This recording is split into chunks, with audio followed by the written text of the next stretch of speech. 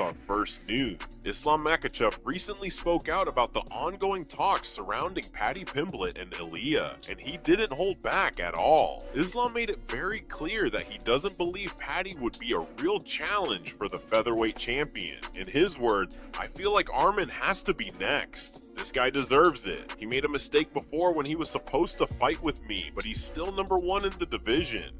Maybe Arman, maybe Gaethje, but not Paddy for sure." Islam went on to question Paddy's level of competition, mocking the hype around him by saying, "Paddy beat who? Tony Ferguson? Chandler? Everybody beat Chandler." His tone made it obvious that he sees Paddy as more of a media personality than a legitimate contender. According to Islam, honestly, it's not a big challenge for Ilya. Nobody checked Paddy before. These words clearly show the lack of respect Islam has for Paddy's current run in the UFC, as he believes the Liverpool fighter hasn't faced anyone near the top of the division.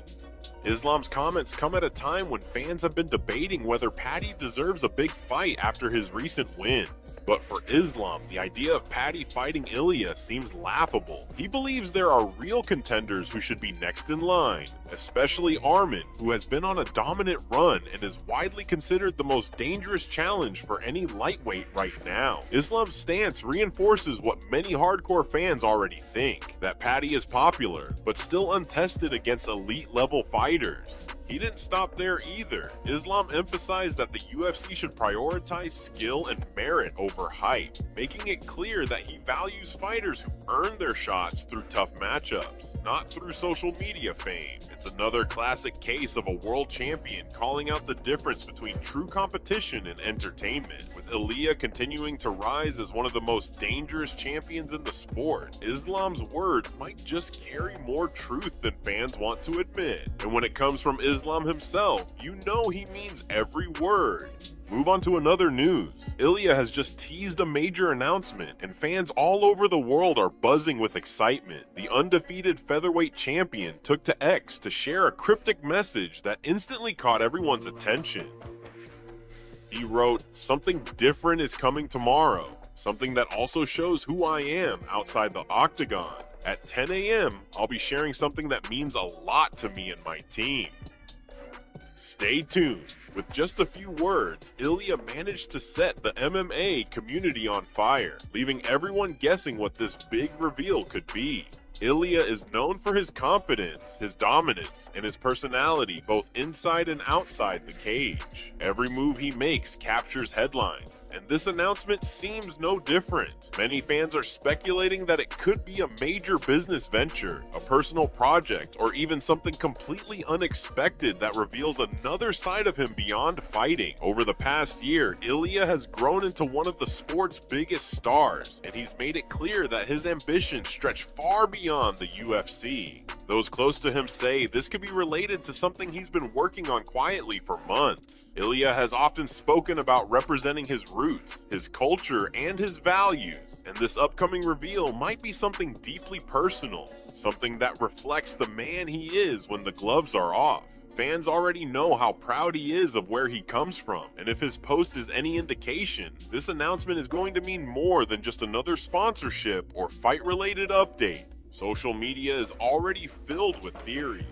Some believe it could be tied to a clothing line or a major collaboration. Others think it could involve charity work or an initiative that showcases his life outside the sport. Whatever it is, Ilya knows how to build anticipation like few others. His timing, his confidence, and his precision extend beyond fighting. They define his entire approach to life.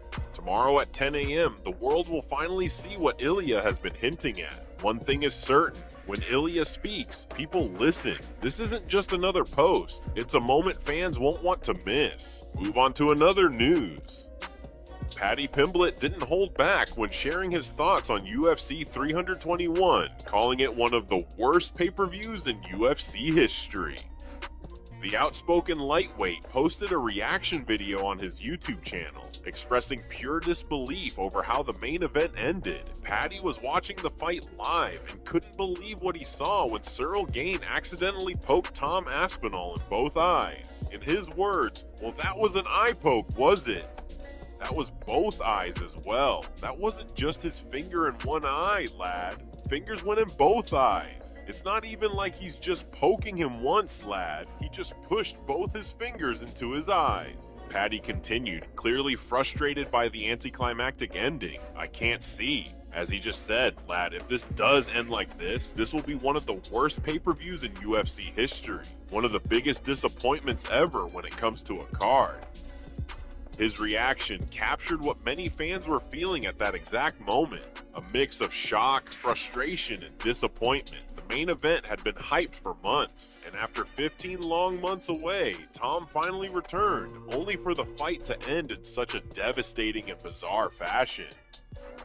Paddy went on to break down the moment frame by frame, describing how nasty the eye poke really was. Yeah, lad, that's nasty the way both them fingers go in there. Like, lad, this fight can't end like this. He hasn't fought in 15 months, lad, and the way Tom's reacting here, it seems like he can't see, lad. As the replay played, Paddy could already tell the fight was over. Thought they're gonna pull the fight. It's done. Heavy that. As anticlimactic as it gets, though, John Anik, you are not wrong. Despite the frustration, Paddy gave credit where it was due, admitting that the fight had been shaping up to be a real test for Tom. I think they've got to run that back.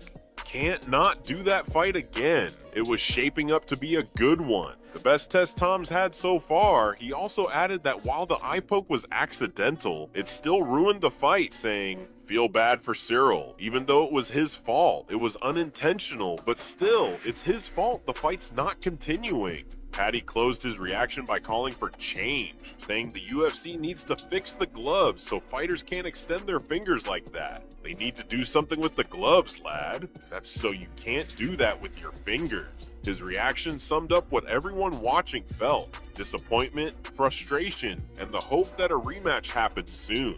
Move on to another news. Tom Aspinall has finally broken his silence after the shocking end to UFC 321, and he's absolutely furious with Cyril Gane. Tom posted a video on his YouTube channel where he expressed his frustration and disbelief over how the fight ended, saying that Cyril should have been disqualified for the double eye poke that left him unable to continue. Tom explained that Gane had already been warned by the referee earlier in the fight to keep his fingers closed, yet still managed to poke him again, this time in both eyes.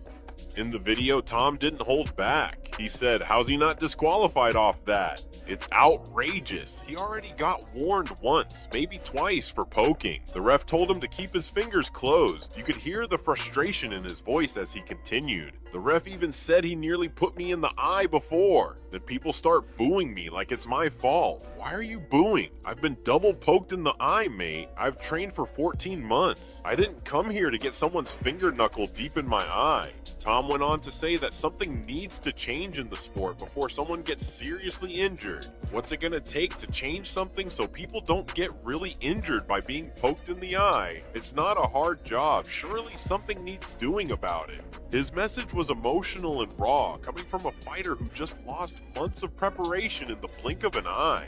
Literally. Tom's father also spoke out, backing his son and putting pressure on the UFC to take action. He questioned why the organization doesn't track data on eye pokes and groin shots that affect fights. He said, the UFC will have fights on record, but I wonder if they have data on how many people poke others in the eyes or kick them in the groin and get away with it. Some fighters do it, win the fight, and everyone forgets about the eye in the end. He continued, it's horrendous to think about as a parent. I'm not saying Cyril does it intentionally, but it would be useful to analyze who keeps doing it. Not to get them out of the sport, but to tidy up the game so they don't keep doing it. The message from both father and son was clear. This can't keep happening. For Tom, this wasn't just a fight that ended early. It was a moment that exposed a serious problem in the sport, one that could have cost him his sight. Move on to another news. Islam Makhachev has officially called out Ilya for a potential super fight at the UFC White House event. During a recent interview with ESPN, the lightweight champion revealed that he's very interested in facing the featherweight king at what could become one of the biggest events in UFC history. Islam explained that he respects Ilya's skills, but believes this matchup would be massive for the entire MMA world. He said, "I don't know who is going to be next for Ilya, but if we talk about our fights, I have good fights now and I know he's going to fight soon. We'll see what's gonna happen, you know. He wants to fight in the White House, and I also want to be there." Islam's calm and composed tone hinted at something serious brewing behind the scenes. He continued, "I think it's going to be big. Big for the MMA community. People want this fight, and if the UFC wants it too, then we can do it." Islam made it clear that the potential UFC White House card could be historic, and he believes no other matchup would generate as much excitement. "I know the UFC wants to do some big fight in the White House," he said. "Which fight is going to be bigger than this?" Those words instantly sent fans into a frenzy, as the idea of Islam versus Ilya, champion versus champion, feels like the kind of fight that defines an era. Both men are undefeated in their divisions and known for their dominance. Islam has been running through the lightweight ranks with unmatched control and precision, while Ilya has stormed through the featherweight division with knockout power and swagger.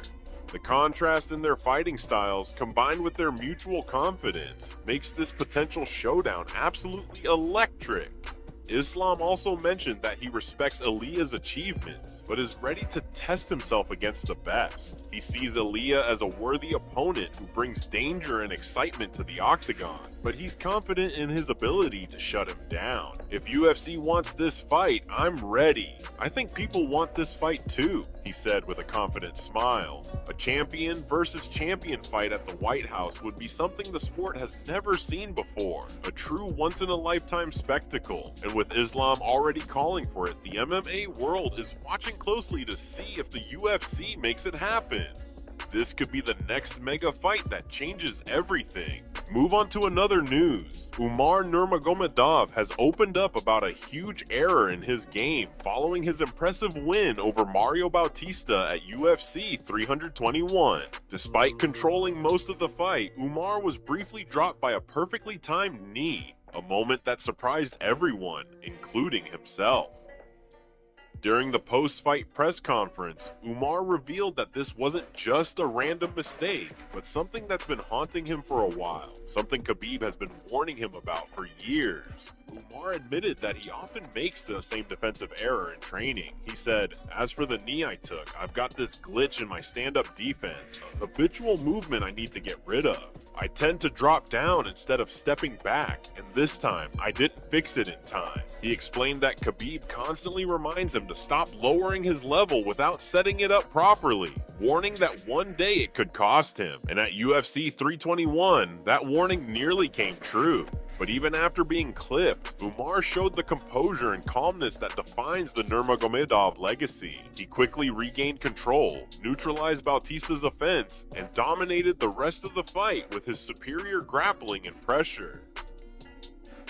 He said, "When my opponent went for the heel hook, I wasn't worried at all. It's a position they try to catch me in at the gym all the time, but I always manage to escape it. It's not jiu-jitsu, it's MMA. When someone goes for your leg and you're striking them, it's really hard for them to pull it off." Umar also explained that Bautista never fully committed to the submission, and that his flexibility helped him escape easily. "Heel hooks have always been tough to lock in on me. I slip out of them well," he said. Still, his main focus now is on fixing that one defensive habit that left him open for the knee. "It's something I'll have to work on a lot to eliminate because my opponents will notice it. Everyone I fight could exploit that. I need to clean it up 100%. Nobody's perfect, but I'll keep working to get better." With this victory, Umar remains one of the top fighters in the division and has likely secured a shot at a title eliminator next. The win was not just another notch on his record, it was a wake-up call, a reminder that even the most dominant fighters have weaknesses to fix. Umar handled the scare like a champion, turning a dangerous moment into a valuable lesson for the future. Move on to another news. Daniel Cormier has revealed that he saw Tom Aspinall backstage just moments after the shocking end of UFC 321, and what he witnessed left him genuinely concerned. DC explained that Tom still had both eyes heavily bandaged and was struggling to even open one of them. He said, "I saw Tom Aspinall. His right eye is covered in a bandage because he cannot open it still. But we're 20 minutes past the fight ending, and what's crazy about that is his other eye was the one where Searle's hand went knuckle deep." Cormier went on to explain that the damage appeared worse on the opposite side, which surprised him. The right side was scraped down more, but the left side was the one that went knuckle deep and really would have been hard to deal with, if not for the pain he was feeling on the other side. According to DC, Tom was visibly frustrated backstage, not only from the injury, but also from the initial reaction of the crowd. Fans inside the arena started booing when the fight was stopped, unaware of how severe the eye poke actually was. Tom reportedly told those around him that he felt heartbroken that fans were booing him, thinking he quit. But once the replay was shown, everything changed. DC said Tom was very upset that people were booing, and then people saw the replay and were like, "Wait a minute, maybe we should be booing the other guy." Then they booed Aspinall Gane. The switch in crowd reaction perfectly captured the confusion of the moment. What seemed like an early stoppage became an instant reminder of just how brutal and unpredictable this sport can be. Tom had spent 14 months away from competition, preparing for what was supposed to be the biggest fight of his career. Instead, it ended in heartbreak, with him barely able to see, standing backstage with bandages across his face. Even Bisping, who was on commentary, later said he felt awful seeing how serious the injury actually was. What looked like a minor accident turned out to be far worse than anyone initially realized. DC's account painted a painful picture of a champion who went through a nightmare ending to his comeback fight. For Tom, this was supposed to be a defining night. Instead, it became a harsh reminder of how quickly everything can change inside the octagon.